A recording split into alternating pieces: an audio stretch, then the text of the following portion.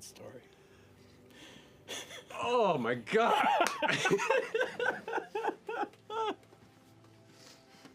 Oh. It's okay that I wrote you a love letter. Oh my god! Hello everyone, my name is Luna and I'm here to break down the emotional finale of EXU Divergence by Heart Alone. I feel like I cried every ounce of moisture out of my body in this one, but before we get into all of the juicy details, this video is brought to you by my patrons. These videos are my only source of income, and so I literally couldn't do this without all of you wonderful folks, so thank you so much. If you'd like to support the channel, you can sign up for as little as $2 a month at patreon.com/Luboffin. This series has been all about hope growing anew, which we've seen reflected in the border art, which started off fairly plain and slowly blossomed more and more each week, and same with the character portraits, which have become fully coloured, well, everyone except for Garan, who we will get to, believe me, we're going to talk about Garan and that ending. We pick up with the party in Vasselheim, the Dawn City, which is a city built in worship and reverence of the gods. It's divided into several districts, each devoted to a different god, and we've seen a number of these districts before in various Critical Role media, like the Dusk Meadow, which is the Matron of Raven's district, the Braving Grounds, devoted to the Storm Lord, and Silver Talon's Reach, the district of the Platinum Dragon. But in this episode, we're introduced to an area we haven't been to before, Shadowbrook, the area devoted to the Moonweaver. It is filled with mirrored pools of clear water, fountains, and places of offering to the Fae. The group head there so Rhaenyra can begin to impart her message from the Moonweaver, and when they arrive at her temple, they see it is surrounded by grieving and panicked followers. With the Moonweaver's sudden departure, these followers are left without access to the magic and connection to the divine that they have always known. They meet the head priestess of the temple, Eldanwen, who initially dismisses Rhaenyra's request to talk until she shows the priestess that she still has access to magic. Rhaenyra tries to explain about her sister being the Moonweaver, but it's not really translating, unsurprisingly. So Krocus takes the Orb of Avalere and places it in Eldanwen's hands, showing her the visions of Lyanna and the Moonweaver's plan. Eldanwen then takes the group to the Knowing Mentor's temple, where the head priest, known as the Farseer, has been taken by a terrible sickness. Sitting by his side, attempting to heal him, is a stout dwarf in heavy armor. Her name is Morgana Thundershield, and she is the Forge Keeper of the Allhammer. We learn from her that while the Allhammer's followers can access his magic, he has been missing for centuries. We have long sent our hearts out to our sisters and siblings in the followers of the Allhammer. And you see that Morgana looks down and says, though our magic is availed to us, none of our order have heard, none in living memory have heard the Allhammer's voice. We feared him, dead, captured, or worse. The Platinum Dragon has also been missing for a long time. He is the prime deity of honor and justice and is dedicated to uprooting evil and guiding those who have strayed back to the path of good. That is our first major clue of what is to come. Unfortunately, despite still being able to cast healing magic, Morgana's spell isn't working as it should. It isn't finding purchase. So Rhaenyra goes to the bedside of the Farseer and, using her belief in her sister, heals him. Hi, here you are. Hi, I'm Rhaenyra. Welcome back. A miracle made by hand. Thank you. Careful now.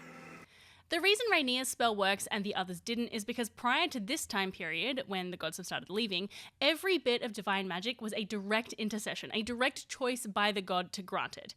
However, Rhaenyra has learned that the Moonweaver does not have to directly grant this magic. She can actually fuel it herself through her own belief and faith. That divine magic can live within her own mortal heart.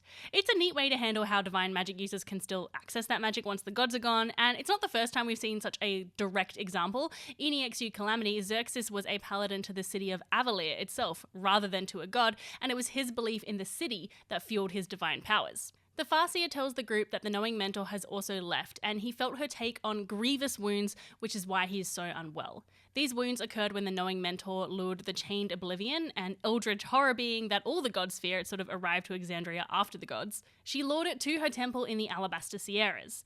The knowing mentor and the other prime deities were able to trap the chained oblivion, but the knowing mentor was so badly wounded that she was forced to flee and has been recovering ever since. Her temple actually sunk down into the ground, and then white stone was built on top of it so you can still access the temple underneath the castle. The Farseer says the knowing mentor shared with him the plans for the Divine Gate, but there is a problem. All of the gods need to be present for the completion of it to work, and 2 are missing, the Allhammer and the Platinum Dragon. Eldanwyn and the Farseer ask Rhaenyra if she will stay and share her knowledge with others who have lost their connection to the Divine, and she says she will stay as long as she can. The group is escorted to a hall of feasting and rest by a kobold paladin of the Platinum Dragon, Rux Tallheart, who it was criminal we did not see more of, because I love him. Small I am in stature, but it bothers me not. The smaller the man, the greater his share of bravery on the battlefield. At the hall, Rhaenyra bumps into her parents, Casimir and Marsa, and they share a tearful and happy reunion. They ask after Lyanna, naturally, and Rhaenyra once again attempts to explain that she's actually the Move Weaver, but Krocus has to use the orb again. Her parents are somewhat overwhelmed with this new information, but are mostly glad that Nia is safe. The group spend several weeks in Vasselheim. Nia has been teaching clerics the new way of magic, and her and Eru spend some time together. Eru tells her that he may have to leave soon, as he promised Garan he would get him home. You don't have to be alone. If you choose to be, I'll respect it, but you do me no kindness by leaving. You're family to me, Eru. I will never be alone, because you have touched me here. And whether I am with you or no, I carry that change inside. Garan spends some time looking for news of his home city, Uthtor. In the Brightforge, the Allhammer's district, he finds a caravan of dwarvish survivors led by a dwarf called Desmond. The group are heading out to Gwisar in a few weeks back to Uthtor, which has recently been freed from the dominion of the Crawling King, another betrayer god. Wandering through Brightforge, Garan arrives at the Temple of the Allhammer but can't yet bring himself to enter. Instead, he spends some time recarving some of the Dwarven runes on the outside of the temple, which had been worn away. A group passes with a Dwarven child reading the runes aloud. The gate is built by heart alone, though hearts be held by flesh and bone by earth and stone. The door we make when lock we break will bridge the waters roads to take, the stones that stand to staunch the flood, freedom found by toil and blood. By stone betrayed the seal is made, the hand that holds the heart that prayed, the stairs it shaped, the debts it paid, the gate is shaped, the keystone laid. This recitation casts the Hallow spell over the space, much in the same way that Eru's words in the Chamber of the Moonweaver did last episode. What a funny coinkydink. Garan tells the boy that it's his duty to carry on these words to the next generation. Krocus and Fedra have spent these weeks looking for Lord Callister and his son Timothy, as Fedra spotted them one day and wants to deal with the Lord following his horrific treatment of his son. As they spend this time searching, Krocus, with his newfound wisdom and intelligence thanks to the Orb of Avalere, is able to put into words some complicated feelings. You...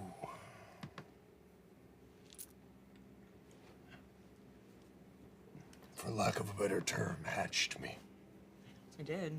I was just a kid who won a dragon egg in a card game one day, and, you know, life is funny in that way. You're the best victory prize I ever got. I think you need to examine those words a little bit. I know that might make me feel that you don't refer to me as your child, but as your bodyguard. Yeah. I don't have a mom or a dad. I have you. And that's it.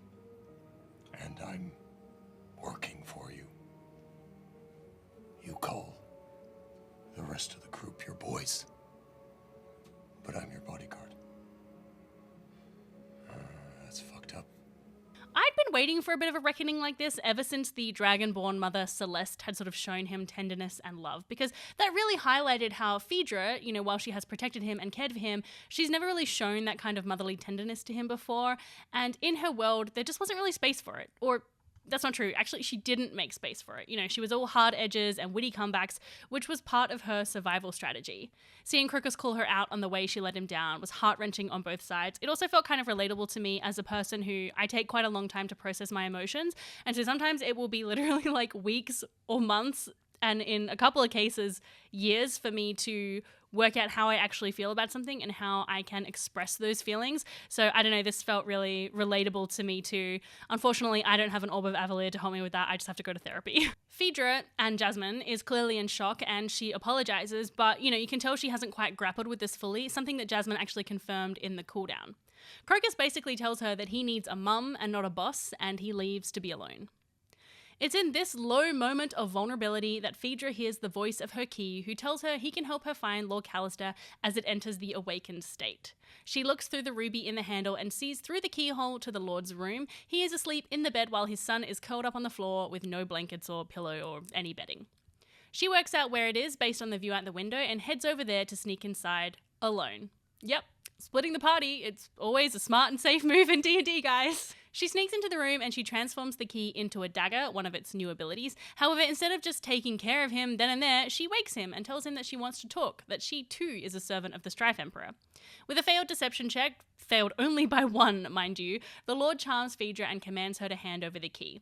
She does so, but tries to roll away, and Lord Callister rolls a natural 20 on his opportunity attack. Fedra is knocked unconscious, alone in the room. Meanwhile, Krocus has started looking for Fedra, and Brennan has had Alex rolling investigation checks to see if he can work out where she went, and finally he succeeds on one.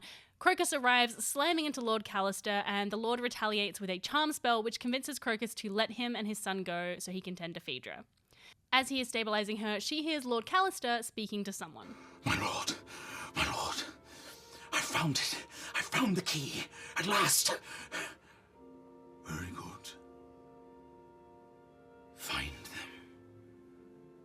Find them as only a mortal can.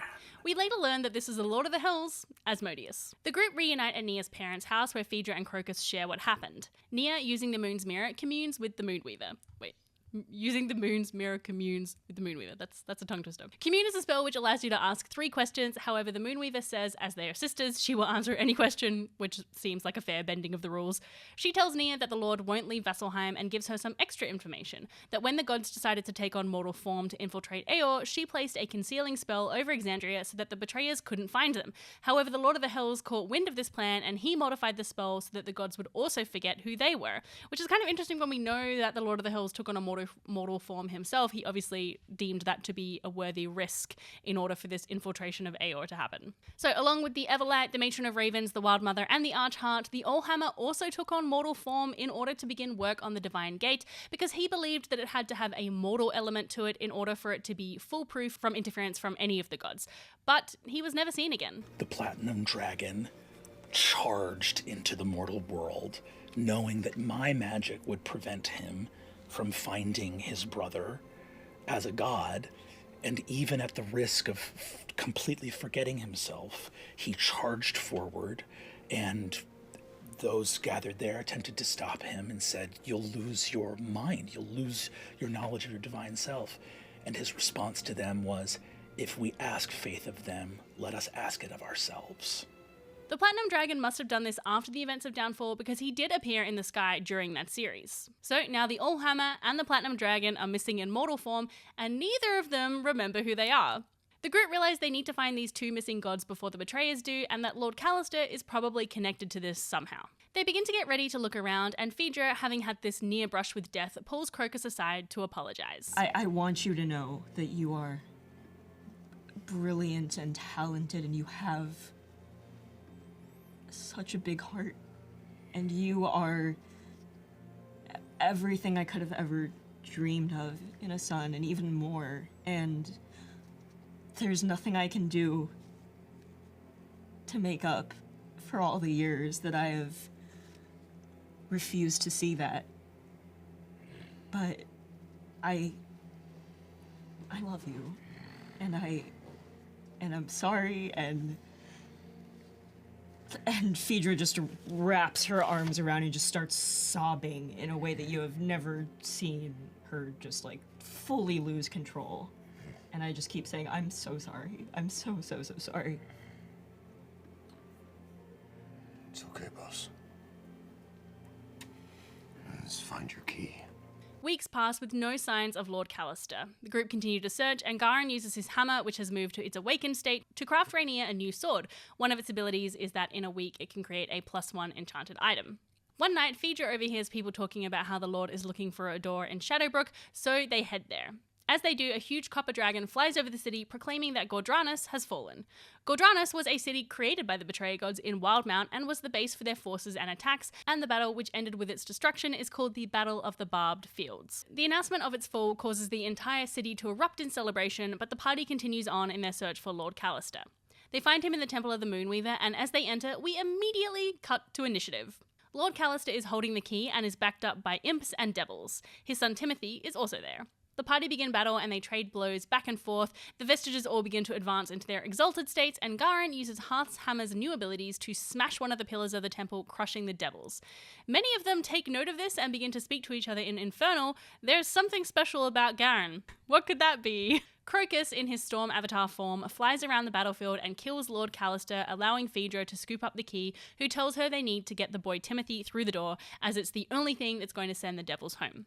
Fedra is suspicious, though, and hesitates, and with a nat 20 insight... Why don't you just do what you're fucking told? Key?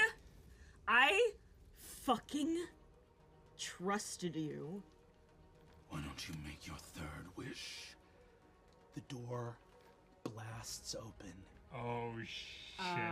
And standing behind it, you behold, imprisoned in his realm, the Lord of the Hells. Oh, shit.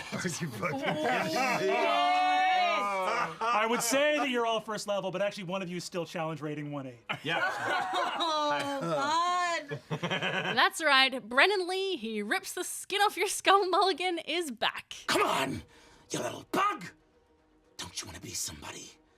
Don't you want to make your third wish? I'll give you everything. You want your mommy and your daddy back? You want to be the big kitchen boss? A little throat-slitting, murdering fuck like you. You're gonna be by my side sooner or later. This little sunlit world is gonna spit you out. There's no home for you in a world that's not burning! I don't know what it is, but I am obsessed with Brennan's portrayal of the Lord of the Hells. I think he's just so good at working out where to poke and cut to like really get at the meat of a character's vulnerabilities. It's just very good. So, with the appearance of the Lord of the Hells, the Moonweaver statue sends out a rippling protective force, preventing him from stepping through to the mortal realm again, but he still has some influence, and he has legendary actions which he prepares to use. Fedra uses the key to become invisible and grabs Timothy, who also turns invisible.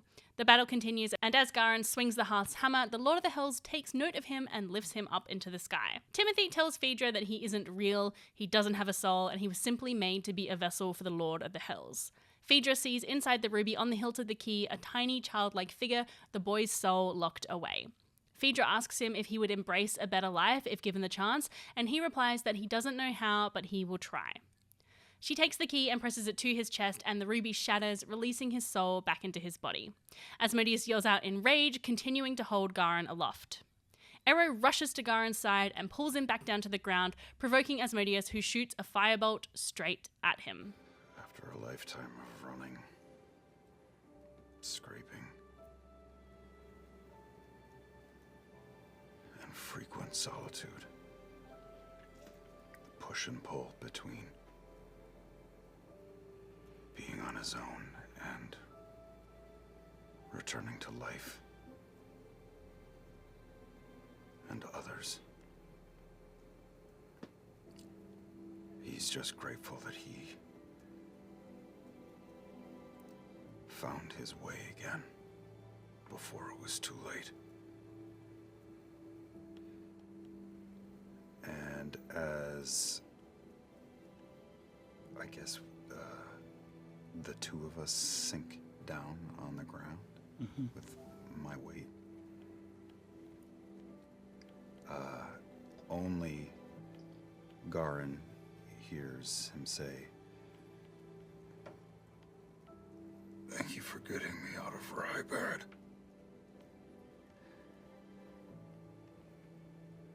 Thank you for setting me free." And you will serve, guide, and protect until your last. Fire strikes Arrow in the chest.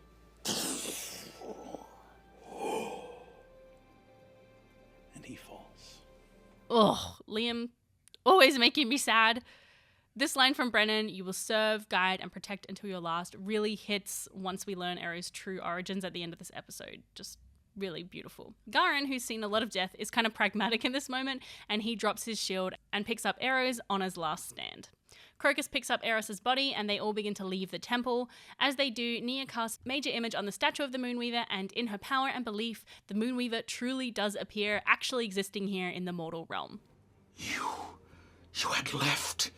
You had left this world. The gate.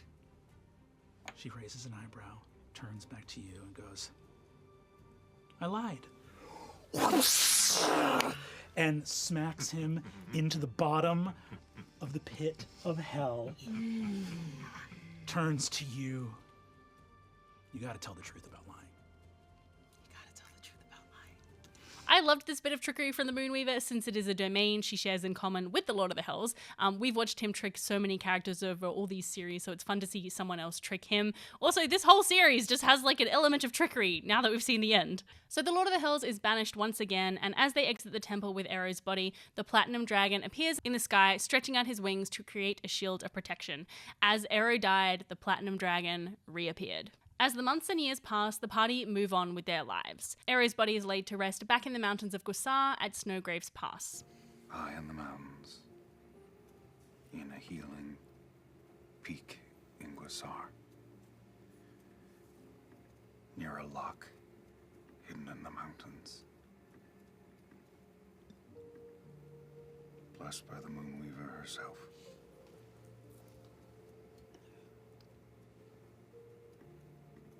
Arrow returns to the soil alongside Dunea, from a point in his life where he was eminently happy. With Crocus's encouragement, Fedra adopts Timothy, taking this as a second chance to be a good mum, and her and Krocus travel back to Torm's Hill, where they part, so that Krocus can have the space to work out who he is by himself. He spends some time traveling before ending up in a monastery in Wildmount, where he begins to train and care for the Orb of Avalir. Years from then, when monks of the Cobalt Soul defend the wisdom and secrets of this place, among the many whose devotion, wisdom, and guidance shaped the early roots of that order, was Crocus's monastery, bare, proud, and noble beginning. The Cobalt Soul is an institution based out of Wildmount that seeks to preserve knowledge and prevent corruption. Marisha's character from Campaign 2, Bo, is a member of the Cobalt Soul, and it's had a big impact on present-day Exandria. This was a really satisfying conclusion to the Orb and Crocus' story. You know, we've been speculating since EXU Calamity that it had a hand in or became the basis for the Cobalt Soul, and it was really lovely that Marisha and Alex are such close friends IRL, and they could close out this story together. You know, the Orb started with Marisha's character from EXU Calamity, Paisha Porco, ended up with Crocus here, and then ultimately that rippled back to Marisha and her character Bo. It's a very lovely little moment, and also congratulations to the people who predicted this in the comments. You're smart. Nia dedicates her life to teaching people how to find the gods' magic without their presence, and is ultimately reunited with Ondetra, who apologizes for her rudeness, explaining how it came from a place of trauma, given that her parents, who were followers of the Moonweaver, were killed by the Strife Emperor's followers. Nia and Ondetra share some time together, which is left a bit open-ended, so we can kind of dream about what may have been. And lastly, Garan spends some time in Vasselheim crafting... Oh wow, I'm getting choked up already. Hold it together. And lastly, Garan spends some time in Vasselheim crafting a memorial statue to Arrow, which is left in the Moonweaver's temple. He uses the Fabricate spell from Hearth's Hammer to fuse the shield on his last stand to it, so that it can be kept safe until the gods decide to bequeath it to someone worthy. He then travels back to Gwisar, ultimately meeting up with a community of dwarves who begin to build the city Kraghammer, which still exists in present-day Tal'Dorei and is the city Campaign 1 starts in, at least the on-stream portion. He spends his days working there and finding that sense of home and community again, and he inscribes the very same poem from earlier this episode into the standing stones that greet the visitors to the city. As he is readying himself to finally put his hammer down, Desmond, who is now a lord of Kraghammer, comes and asks him if he will travel to a swamp town that has a community of survivors struggling to build in the swamp. It was very funny how Matt had clearly intended Garen's story to end with the creation of this archway into Kraghammer, but Brennan had other ideas, and being a good role player, Matt yes-ands, and Garan travels to the swamp, where he helps with the local infrastructure. One day, a passing cartographer comes through and asks Garan, What's the name of this town? Sorry, we're trying. The maps are all higgledy-piggledy. It's still Ben. It's always been Ben. Still Ben. Thank you. No, it's...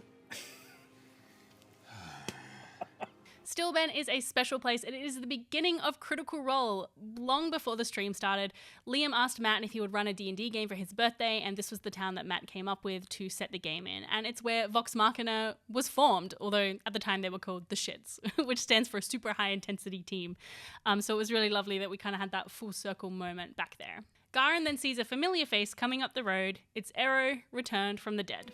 It took my whole entire mortal life to remember who I was. And transparent golden wings flare out behind his back and vanish away. And now it's time for you to do the same, my brother.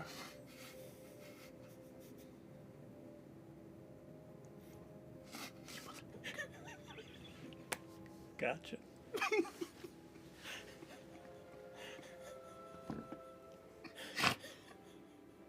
That's right, Ero was the mortal incarnation of the Platinum Dragon, and Garan is his long-lost brother, the Allhammer. What a cool twist. I mean, this explains how Ero's mother ended up with Honor's last stand. Like, no doubt the Platinum Dragon bequeathed it to her, knowing that he was going to end up being her son, I guess. This moment was so special. I love how Matt clearly had no idea at all. None whatsoever, even though there were some signs there. In fact, shout out to the people who guessed this in my comments. I honestly initially didn't pay too much mind to this theory, mainly because it felt like the very antithesis of the kind of story that they were telling, and Matt clearly wanted to play this archetypal support character. You know, he purposefully chose not to level up Garan or anything, but I never considered that he just might not know he was the Allhammer. Just a truly brilliant bit of trickery from all involved. You know, there were the moments that Brennan described Garan as hearing the voices of dwarves from his past, which were actually prayers to the Allhammer. There was the poem that Brennan wrote that highlighted all of these moments leading up to this, you know, just so many little clues along the way.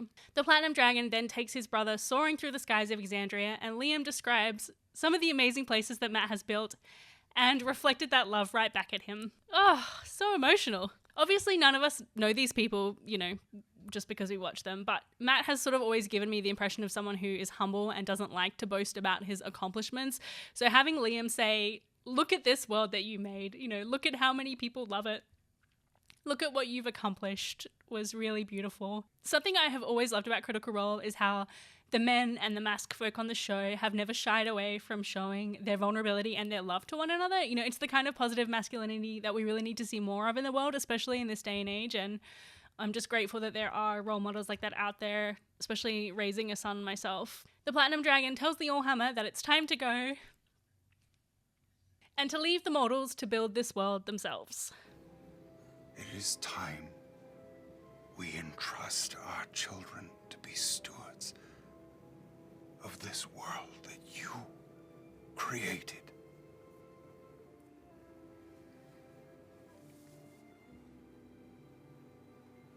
I look forward to seeing what they can make, now that we've given them a nudge.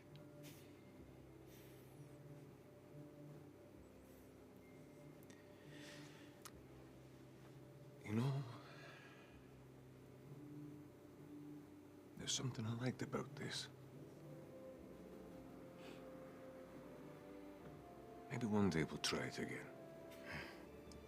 All of your works and deeds have served as prologue to this moment.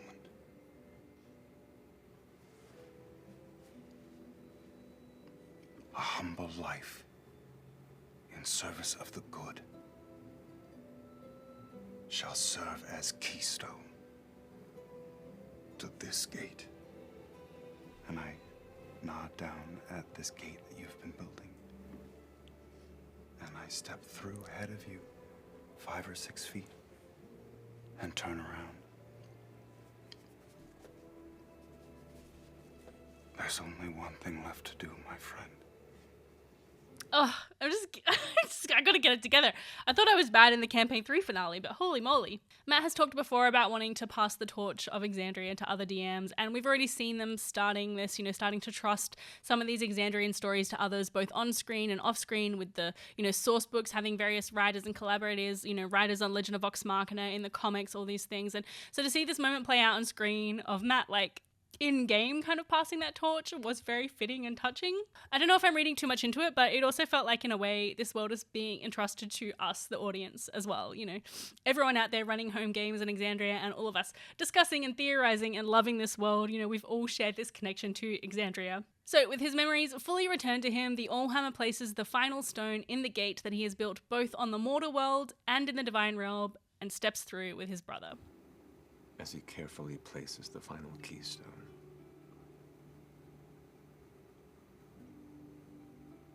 locking in that solid final piece of the communal, designed, and necessary gate to protect all that we've witnessed and all that we've created.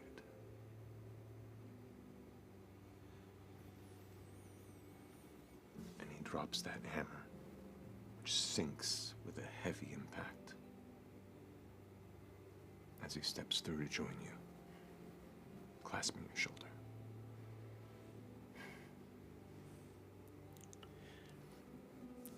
Two brothers, from eternity until forever, stride past the gate into the great beyond, knowing that Exandria is in good hands, ever loved and cherished by all who will come from this day until the final days of creation. What a wonderful way to say thank you to the man who has brought us so much joy and hope through these beautiful stories. Matthew Mercer, you deserve all of the flowers, and what a perfect gift for the 10-year anniversary of Critical Role. I know that this episode has brought up a lot of discussion around what this means for Campaign 4 and if this serves as a goodbye to Exandria, but honestly right now I think I just want to sit in this moment and the gratitude that I feel for Exandria and all of you wonderful critters that I've met sort of through this shared love of a fantasy world. I think it truly is something special, and storytelling is magic made real. I would love for you to put your favorite thing or part or moment of Exandria in the comments so we can kind of keep that good feeling going. There'll be plenty of time for Campaign 4 theorizing to come. Maybe next week after the wrap up. I don't know. We'll see. Thanks so much for watching, and sorry again for crying, but I can't help it. They just get me right in the feels. All right. I'll see you next time. Bye.